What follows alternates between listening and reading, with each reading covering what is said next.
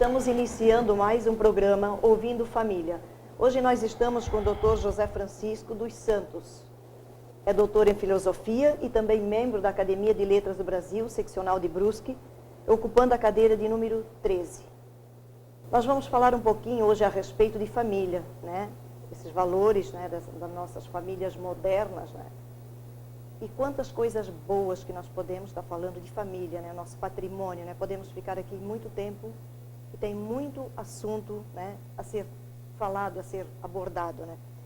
E hoje, quando se trata de tantos problemas nas famílias, doutor Francisco, costuma-se comparar com as famílias de tempos mais remotos, né? Onde a disciplina, quando a disciplina, né, era mais rígida. Como você vê essa comparação? As famílias eram melhores? Em primeiro lugar, é uma grande satisfação estar aqui no teu programa. Obrigada. De fato, essa comparação das famílias do passado, das famílias do presente é muito frequente, e aí é que a gente procurar um equilíbrio. De fato, havia muitos valores inerentes às famílias do passado, principalmente por causa da disciplina mais rígida,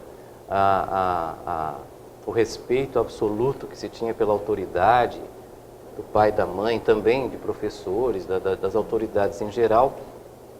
Isso levava as pessoas a ter um comportamento muito mais educado. E as famílias viviam numa certa harmonia, numa certa unidade, em que as coisas funcionavam de um determinado jeito. Hoje a gente vê que essa disciplina, esse respeito, essa obediência e autoridade estão bastante contestadas e confusas. Então, no meio dessa confusão, é comum que a gente retorne ao passado e se lembre com alguma saudade daqueles velhos tempos. Só que é preciso cuidar do seguinte: há os pontos positivos da educação tradicional, mas também aos negativos.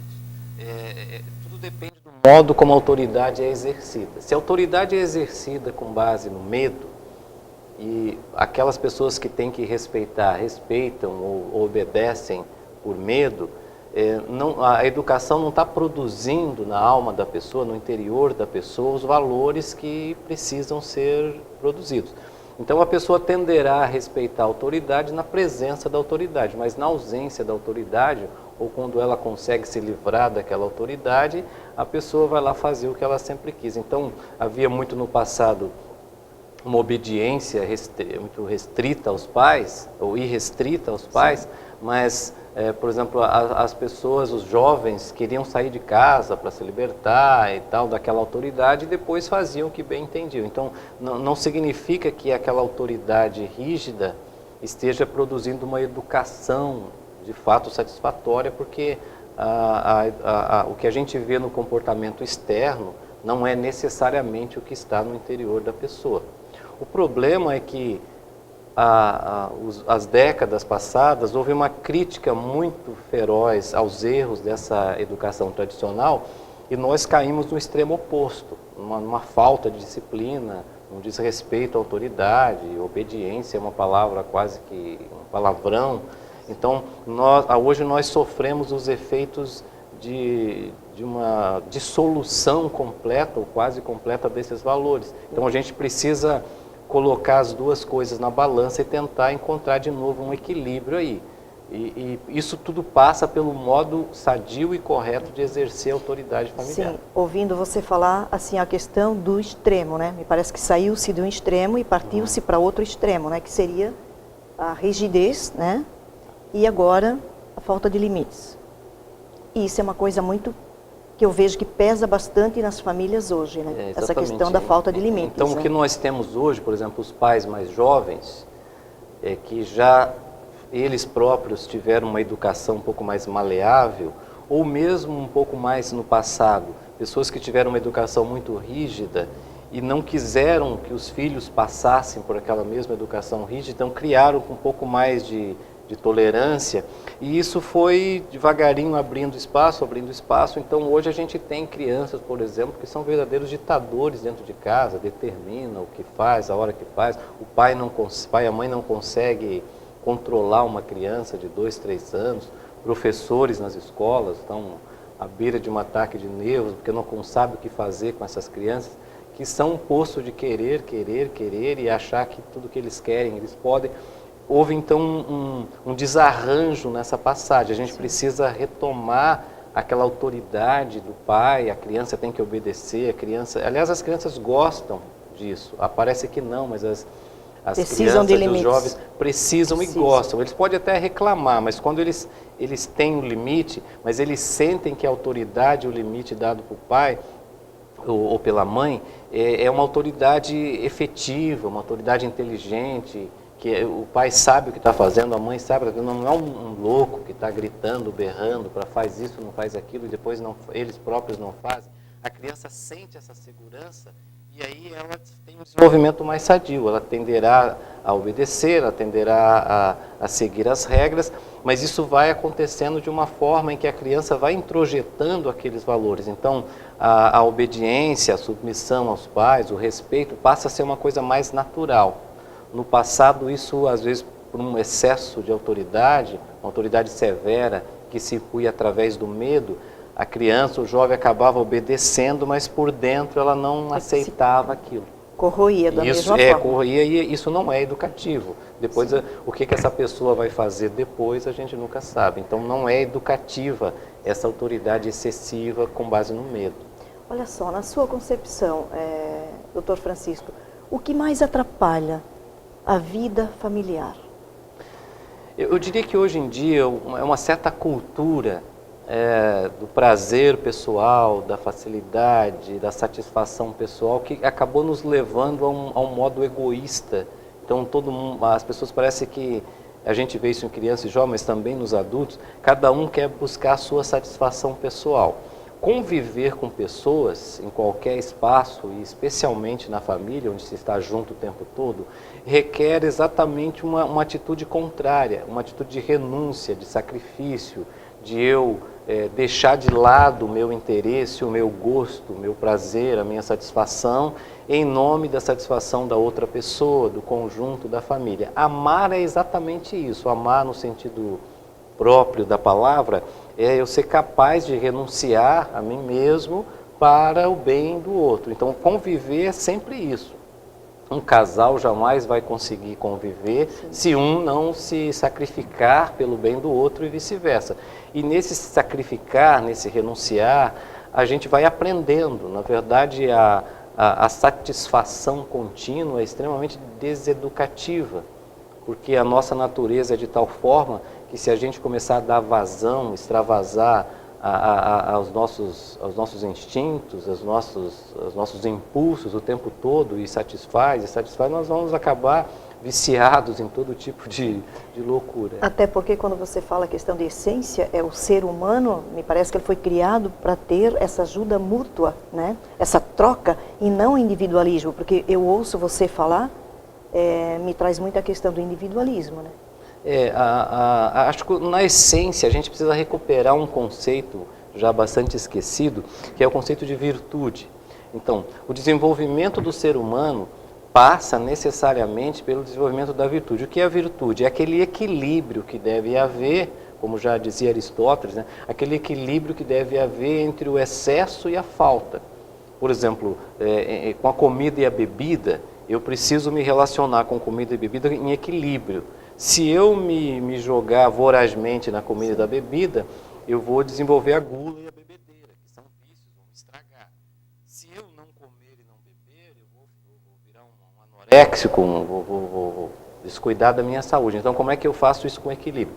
Para fazer isso, você tem que colocar a parte racional, espiritual, a parte superior, controlando a parte inferior, que são os impulsos, as sensações, aquilo que nos vem pelos sentidos, em todas as áreas, especialmente, por exemplo, na área sexual.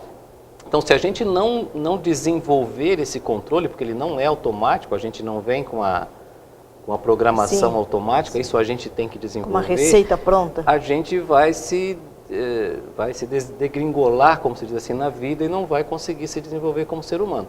E daí que, como é difícil fazer isso sozinho, não é impossível, mas é difícil, as outras pessoas nos ajudam. Então, por exemplo, um casal que se junta, não só porque um gosta do outro, tem atração sexual pelo outro, mas também porque um quer ajudar o outro a desenvolver a virtude, a ser cada vez melhor, aí você tem uma sinergia, uma troca que desenvolve uma relação que vai ser satisfatória para ambos e que vai ser duradoura, exatamente, porque quanto mais tempo passar, mais eles estarão afinados na virtude, e aí, para estar afinado na virtude, eu tenho que estar disposto a renunciar aos meus desejos, aos meus impulsos, porque se eu quiser satisfazer o tempo todo os meus impulsos, eu vou ter que viver sozinho. E aí o que acontece? A casa, a família, quando as pessoas estão assim, acaba virando um acampamento de pessoas estranhas.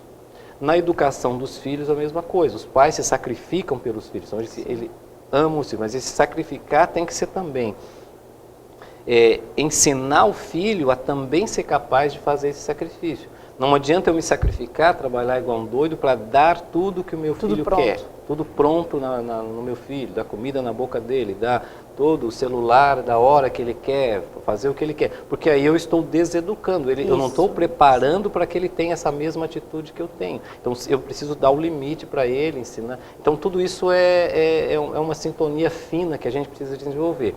Hoje em dia nós somos muito perdidos, eu sinto assim as famílias em geral muito perdidas em relação a isso. Veja só, você comentou uma palavra bem interessante, a questão da troca de energia. Né? Quando se fala em trocar informação, né, de uma pessoa que convive com outra, essa troca de informação, você comentou a questão de troca de energia, que eu observei isso um fator muito importante, né? Porque se isso não acontece, quando você falou assim, vai gerar um monte de pessoas como se fosse num acampamento, né? E às vezes piores. Por quê? Porque eu acredito que quando pessoas se organizam para um acampamento, vamos supor a palavra que você citou, eu acredito que vai existir lá respeito entre as pessoas. E quando na família você colocou esse fator, né, como pessoas que estão em acampamento, acredito que nem isso vai existir na família, que é a questão do respeito, né? E se não tiver o respeito entre as pessoas, infelizmente, né, não tem como ser realmente família, né? E a questão também do amor que você mencionou, né? Que a renúncia, quando a gente observa pessoas que dizem, é amor, né? A gente tem que ter amor com as pessoas, mas o que é realmente amor, né? Às vezes as pessoas falam sobre amor, mas nem sabem, nem param para refletir a respeito disso, né? Tem uma noção a importância que isso tem. Em geral, as pessoas têm uma noção muito vaga e baixa do Exatamente. amor, como se fosse apenas uma atração física, uma atração sexual. Exatamente. O nosso assunto está sendo maravilhoso, mas a gente já volta, nós vamos para o intervalo. A família é uma bênção de Deus, onde dois torna-se. A família é uma bênção de Deus, onde dois torna-se. Estamos de volta com o segundo bloco do programa Ouvindo Família. Hoje nós estamos com o nosso convidado, Dr. José Francisco dos Santos, e nós estamos falando a respeito de valores familiares. Eu gostaria de me reportar a você, Dr. Francisco, quando você mencionou a palavra, a questão da sexualidade, né, talvez essa questão parece que as pessoas estão perdendo a noção disso, né? Então, essa revolução sexual que vivemos nas últimas décadas, tem alguma coisa a ver com esse assunto que a gente está falando? De fato, esse é um ponto crucial. A questão, você fala de revolução sexual, e exatamente é isso. Isso tem tudo a ver e é importante frisar, isso foi rigorosamente planejado. A gente já tinha lá na década de 1920 um grupo de filósofos que já estavam preparando esse movimento. Sobretudo um húngaro chamado Georg Lukács, e ele previu e sugeriu que para que, por exemplo, o socialismo se estabelecesse no mundo, era preciso quebrar os valores tradicionais, cristãos, familiares, etc. Karl Marx e outros já tinham dito isso, mas ele foi mais incisivo. E uma das maneiras de fazer isso é dar liberdade sexual para os jovens. Ele sugeria isso e até testou isso em comunidades lá da Hungria. Então, se você der liberdade sexual para os jovens, os jovens com prazer sexual livre, eles vão se embrenhar no prazer sexual e ficarão completamente refratários, assim, impermeáveis, vamos dizer assim, aos valores tradicionais, aqui, aos valores de família, aos valores do amor, a preparação para o amor. O que a gente está vendo, por exemplo, desde a década de 60, com aquela revolução hippie, a revolução antes ela era apenas ideias na cabeça de filósofos e discussões universitárias, mas ela ganhou as ruas, ganhou a mídia, ganhou o espaço a partir da década de 60, e de lá para cá a gente tem essa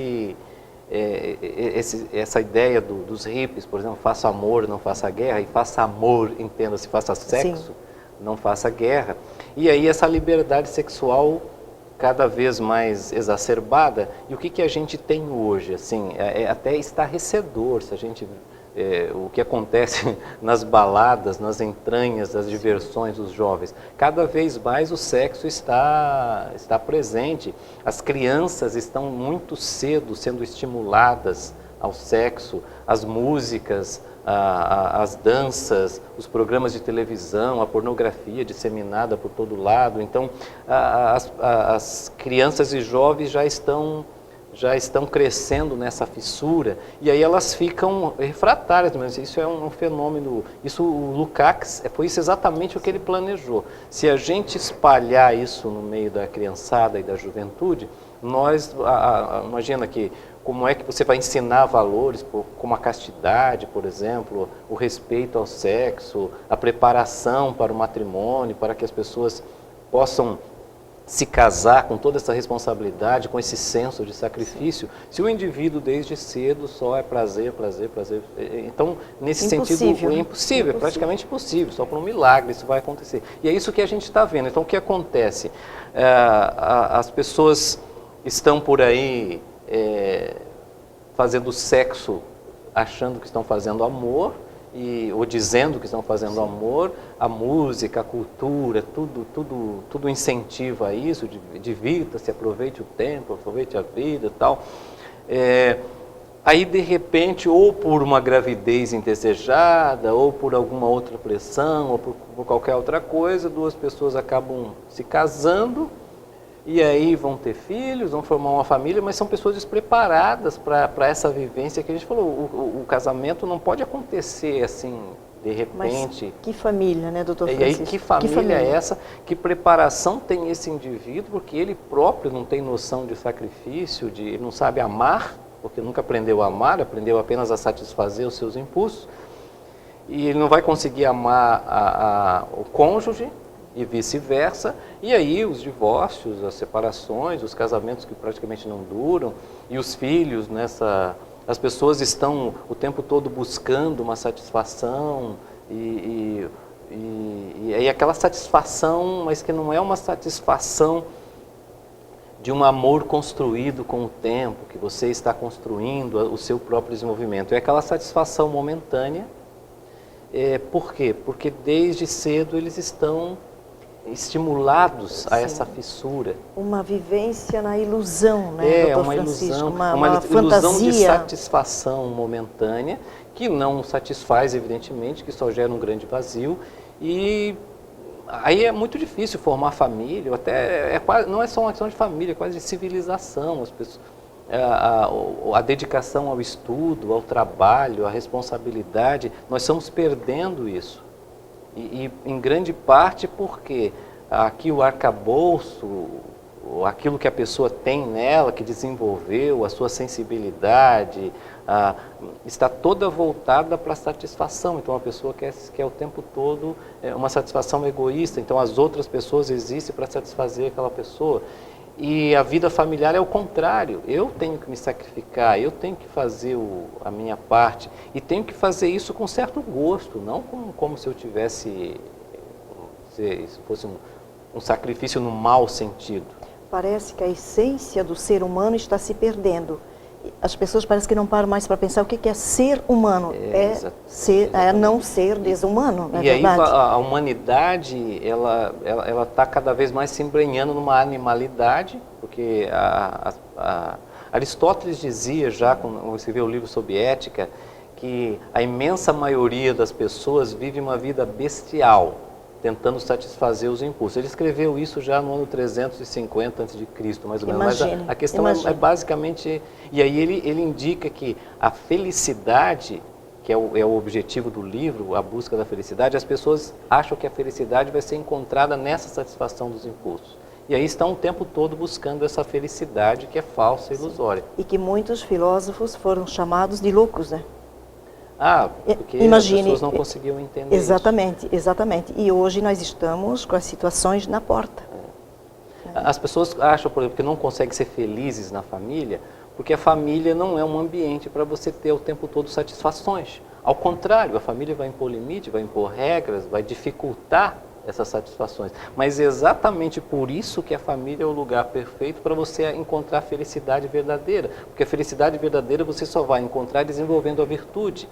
E a virtude você precisa do limite. A família vai ajudar você a colocar esse limite, porque se você estivesse sozinho, talvez você não conseguisse impor a si mesmo esse limite.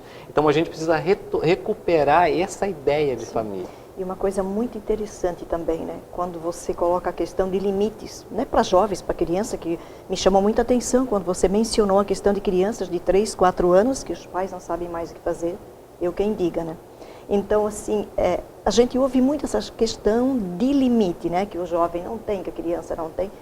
Mas muitas vezes os pais também não têm, né? E querem cobrar do jovem a questão de limites. Mas se não tiver o exemplo, fica um pouco difícil. Então, o que a gente precisa passar é talvez um processo de reeducação pessoal e a gente, assim, insistir nesses valores, embora pareça que a gente esteja falando coisa assim, lá da época da medieval, ou coisa, mas não, são valores essencialmente necessários, sem os quais nós não vamos conseguir recuperar a família e a civilização que está. Eu sempre falo assim, o mundo pode mudar, né? As pessoas mudam, o mundo muda, a tecnologia avança, mas os valores familiares, eu acredito que esses não deveriam mudar.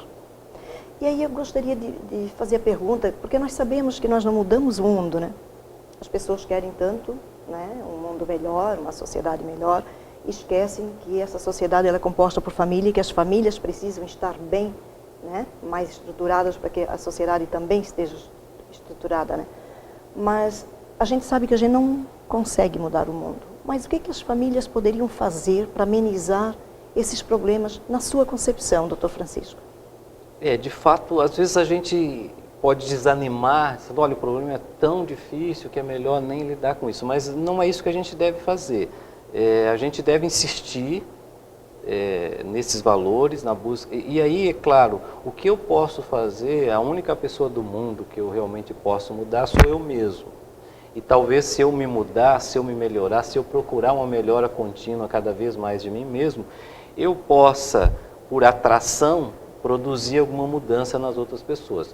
Falar, escrever, isso a gente também faz, no intuito de que as pessoas tomem consciência. Então, quanto mais a gente tomar consciência desse fato, dessas ideias, procurar desenvolver essas ideias, procurar conhecer, procurar sair um pouco dessa cultura que a gente está saturado do contrário disso. Então, a gente tem que procurar garimpar onde eu posso ouvir, onde eu posso ler, onde eu posso desenvolver esses valores, para a gente começar a mudar isso. Vai levar muito tempo, a educação dos jovens também, das crianças, tem que começar a passar por isso, mas a gente tem que continuar insistindo nesses valores. E aos poucos, quanto mais, eu gosto de usar a imagem, por exemplo, do reino de Deus, que Jesus usava essa ideia, o reino de Deus, na verdade, já está no nosso meio, mas você olha e não vê, cadê ele? Ele está dentro de cada pessoa que é cidadã daquele reino. Então, o que eu posso fazer é tentar cada vez mais me inserir nesses valores para que eu possa me melhorar e desenvolver esses valores. E procurar disseminar, assim, esses valores. O que eu vejo, por exemplo, em jovens e crianças, tem muitos jovens muito bons, conscientes, assim, eles percebem que tem alguma coisa muito errada nessa cultura, e gostam de ouvir, gostam, sabe,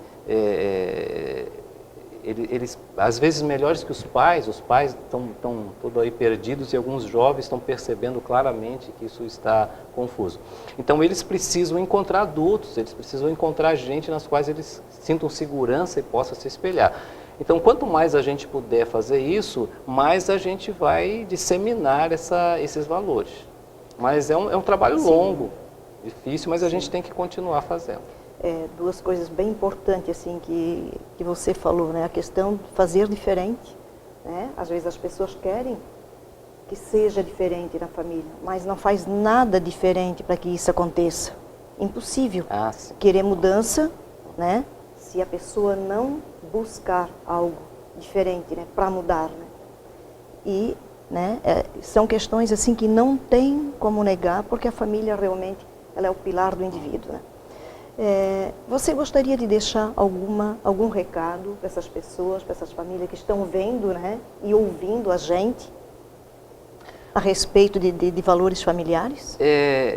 Principalmente a ideia de que procurem filtrar a televisão, a cultura, a música, tudo que nos envolve está há muito tempo disseminando os valores contrários. As músicas que nós ouvimos estão o tempo todo incentivando o contrário. E às vezes a gente consome e desenvolve esse tipo de cultura estragada sem se dar conta de que ela está destruindo os nossos valores. A gente acha que isso é inocente. Primeiro, abrir os olhos para isso. Que tipo de cultura, de música, por exemplo, que é muito comum, eu estou ouvindo, que tipo de programa de televisão. Então, quando a gente vai abrindo os nossos olhos, a nossa mente, a nossa casa, todo esse lixo vai entrando dentro de nós e a gente vai reverberando assimilando isso. Eu posso fazer o contrário, eu posso procurar as alternativas. Em que TV, em que programa, em que link, em site da internet, em que livro, em que local, eu posso me educar, eu posso encontrar valores que possam fazer frente a isso.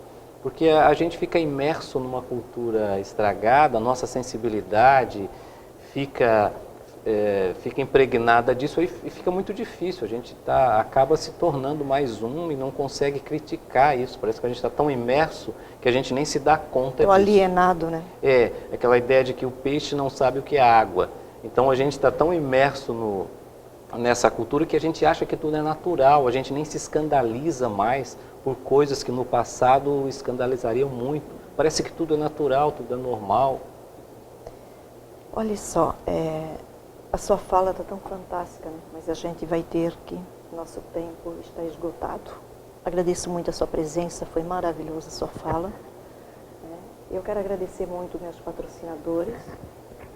Quero deixar um abraço para as meninas lá da Panificadora Tomasi e deixar um recadinho para você que está em casa.